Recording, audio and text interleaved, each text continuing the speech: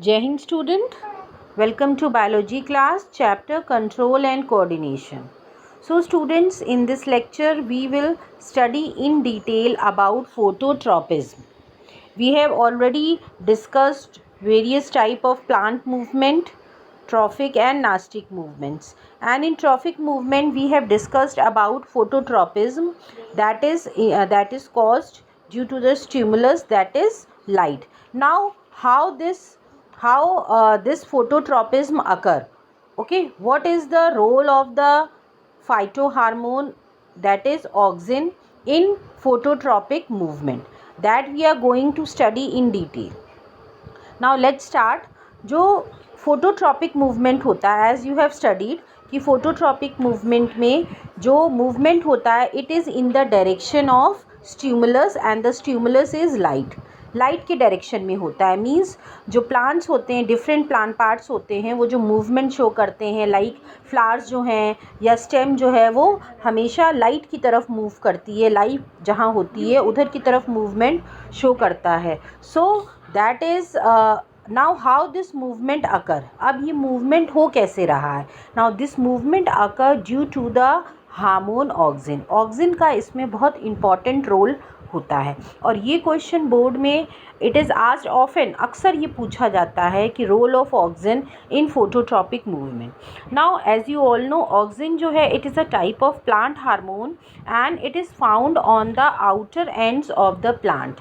Outer ends का मतलब है root apex and shoot apex. जो बिल्कुल टॉप पार्ट होता है रूट और शूट का, वहाँ पे ही ऑक्सिन जो है प्रेजेंट होता है या सिंथेसाइज होता है.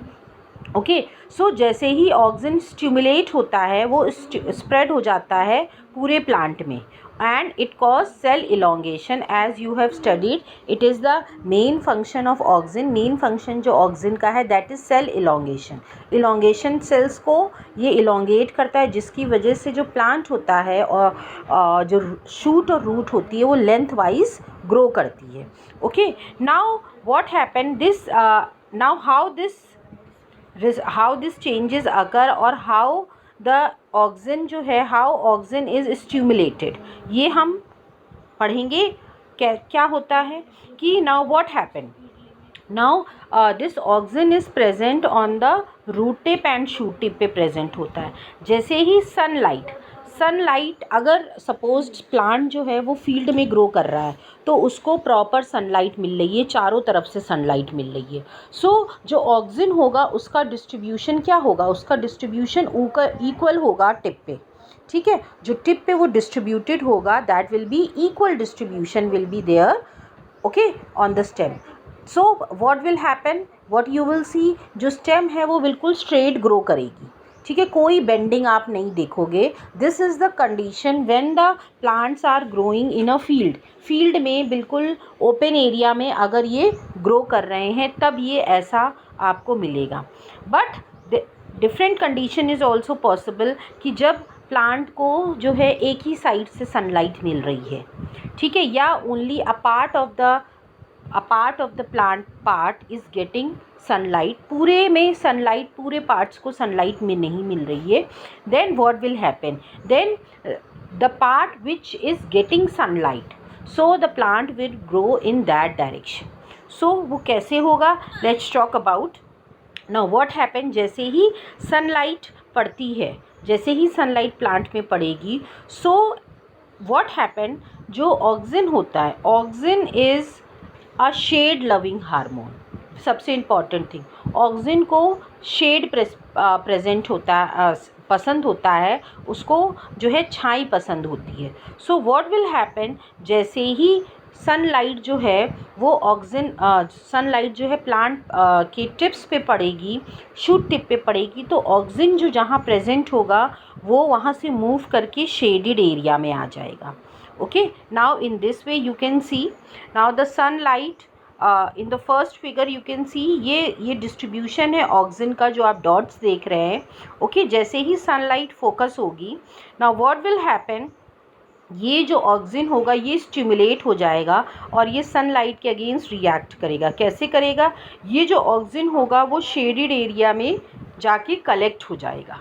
Okay, now in this way the auxin will be collected away from the sunlight.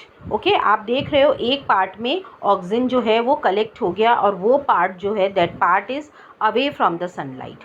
अब क्या होगा, वहाँ पे कॉन्सेंट्रेशन जो होगा ऑक्सीजन का वो इंक्रीज़ हो जाएगा, वो इंक्रीज़ हो जाएगा। Now as you all know, जो ऑक्सीजन का फंक्शन है that is cell elongation.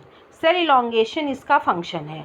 Now what will happen, जो शेडेड एरिया में सेल्स प्रेजेंट होंगे, तो शेडेड एरिया में सेल्स प्रेजेंट होंगे वो इलोंगेट होने लगेंगे as compare to the cells which are present on the opposite side. Okay, जो ऑपोजिट साइड्स के कंपैरिजन में जो शेडेड एरिया में सेल्स होंगे वो इलोंगेट होने लगेंगे ड्यू टू द ऑक्सीजन, क्योंकि ऑक्सीजन का यही फंक्शन है इलोंगेशन। नाउ अब ये सेल्स इलोंगेट होंगे तो वो साइड जो है वो एकदम से ग्रो करेगी और इलोंगेट हो जाएगी। जब एक साइड जो है इलोंगेट हो जाएगी then it will result in the bending of the shoot. आप देख रहे हो फिगर में, due to the elongation of cell on one side causes bending of the shoot, जिसकी वजह से बेंडिंग हो जाएगी शूट की।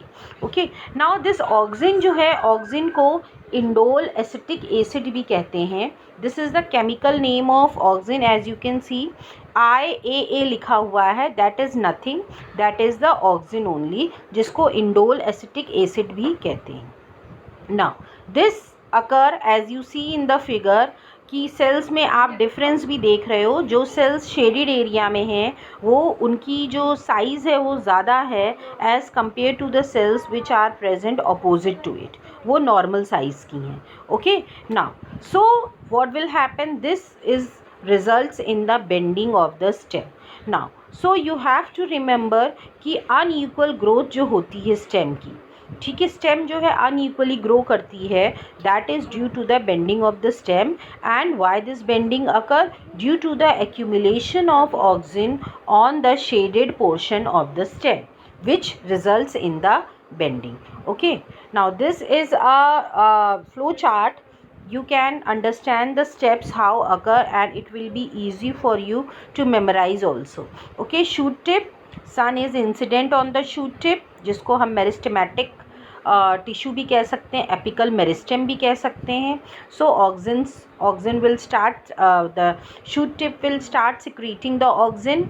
Now what will happen, the oxygen will move towards the shaded part which will result in the increased cell division and cell enlargement.